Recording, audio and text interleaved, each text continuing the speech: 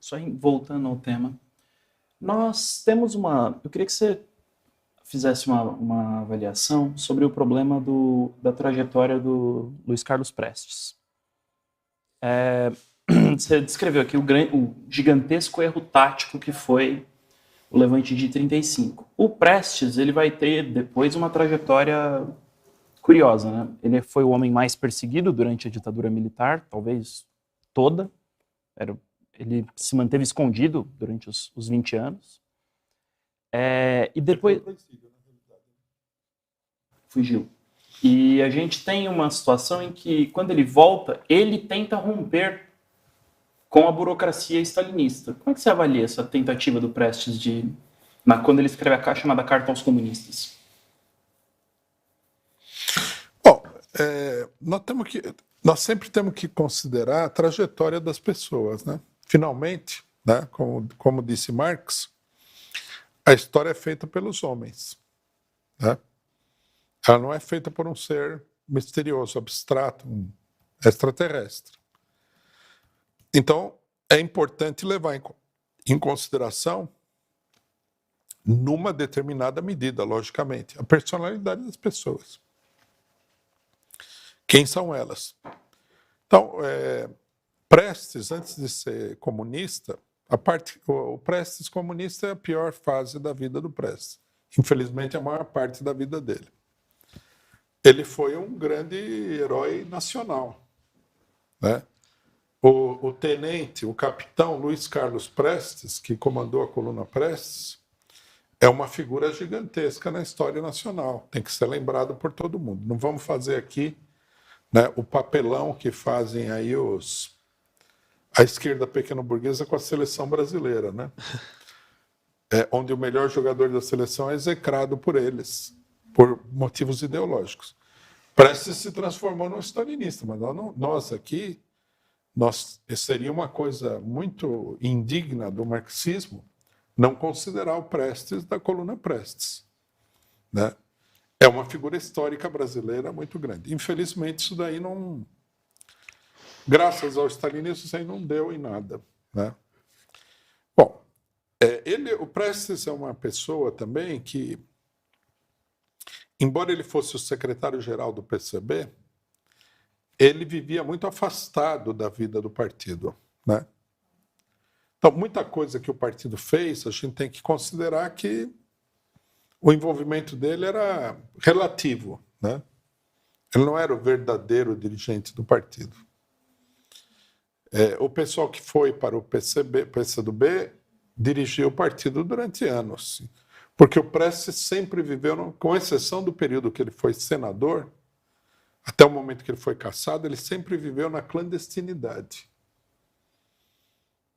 Então, nós temos tudo isso. Eu acho que, quando ele volta do exílio, né, ele fez uma reflexão, né, deve ter ponderado uma série de coisas da trajetória política dele, e ele, na medida da compreensão dele, ele queria dar uma guinada à esquerda, ter uma política mais consistente, né?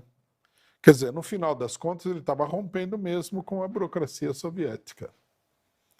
Ele não conseguiu desenvolver uma política revolucionária, mas existe um dado aí que mostra que era um período de reflexão para ele, que é o seguinte: há um acontecimento muito curioso, sobre o qual ninguém sabe nada, exceto o seguinte: um belo dia, o Prestes foi até o apartamento do Mário Pedrosa, no Rio de Janeiro, né? Bateu na porta, foi recebido pelo Mário Pedrosa e eles passaram o dia inteiro conversando. Bom, isso já é uma ruptura com o stalinismo. Procurar um ex-trotskista. Um ex-trotskista, né? Famoso. Né? Famoso e tudo mais, que tinha sido um inimigo político dele durante muitos anos, que criticou ele e tudo mais, mostra que nós estamos diante aí, é muito fácil de tirar essa conclusão de uma pessoa pensando, né? Acontece. Eu acho que isso daí está acontecendo com Lula hoje também. As pessoas chegam num determinado nível de amadurecimento E elas perdem muitas das ilusões anteriores que elas tinham. E começam a ver as coisas de uma maneira diferente, procuram um caminho novo. Há pessoas que envelhecem e apodrecem. Há pessoas que envelhecem e despertam para uma outra fase, né? Principalmente aquelas que têm um papel histórico, né? Eu acho que o Prestes olhou e falou, nossa, quanta loucura que nós não fizemos aqui nesse PCB, né? Não vamos repetir tudo isso daí. Ele, inclusive, viu que o PCB estava sendo dominado por uma ala direita, a mais direitista de toda a história do PCB, que eram chamados eurocomunistas, né?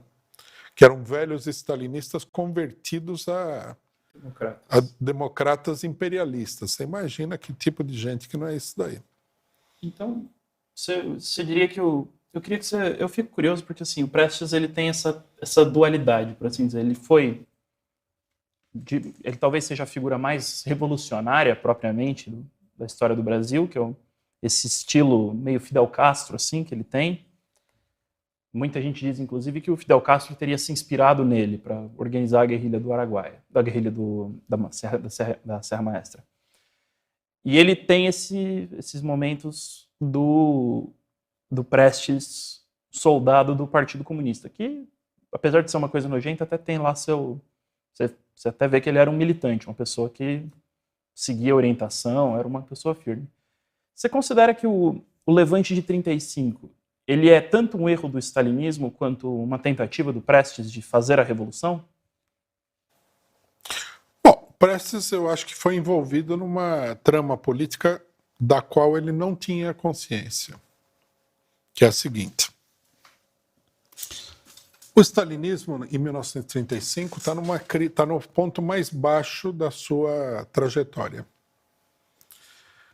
Vamos rememorar aqui rapidamente o que aconteceu.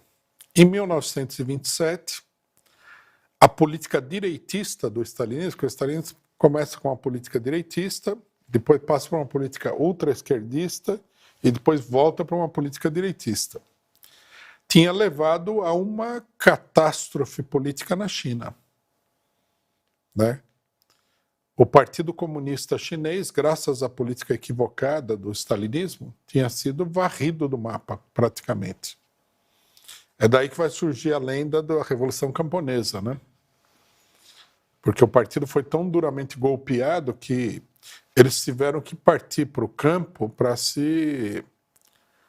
sobreviver, né? A ditadura do Chiang Kai-shek era uma espécie de ditadura fascista nesse momento.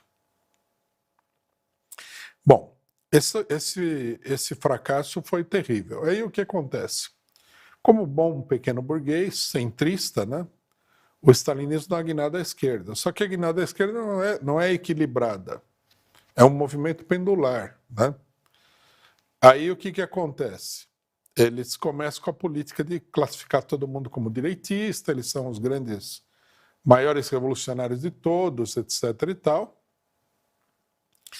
E com essa política ultra-esquerdista, eles escolhem um fracasso ainda maior, muito maior, infinitamente maior, que é o esmagamento do Partido Comunista Alemão sem luta, numa capitulação vergonhosa diante do nazismo.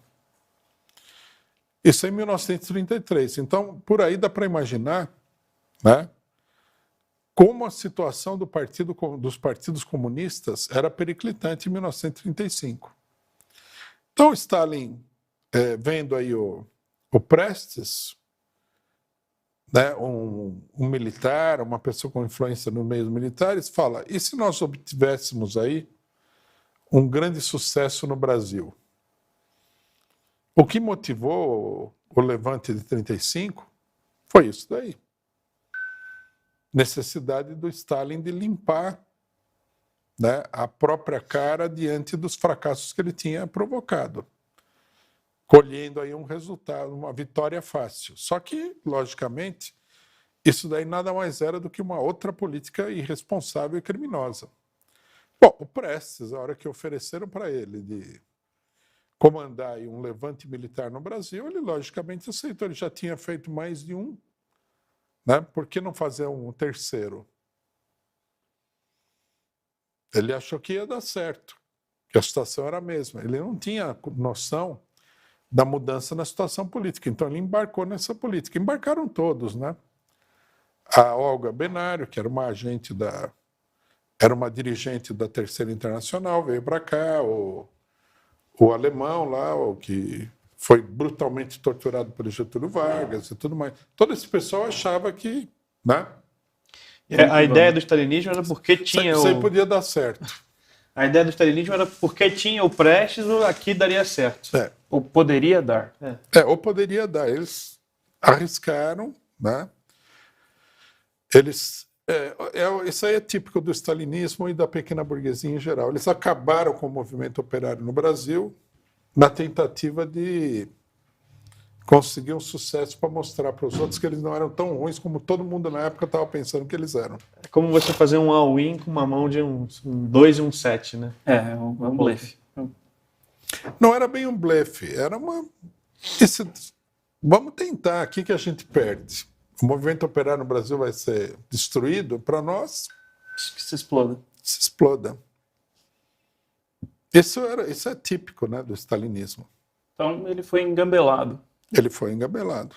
E uma questão que eu queria ainda, que acho que é interessante, porque ele foi secretário-geral, ainda que não tivesse nas operações, durante o quê? 50 anos? De 30 até 85, do final dos anos 20 até a década de 80? Eu acho que ele não era secretário-geral em 35. Eu acho que ele é eleito secretário-geral quando ele está na cadeia. Em 43. Ele é secretário-geral de 43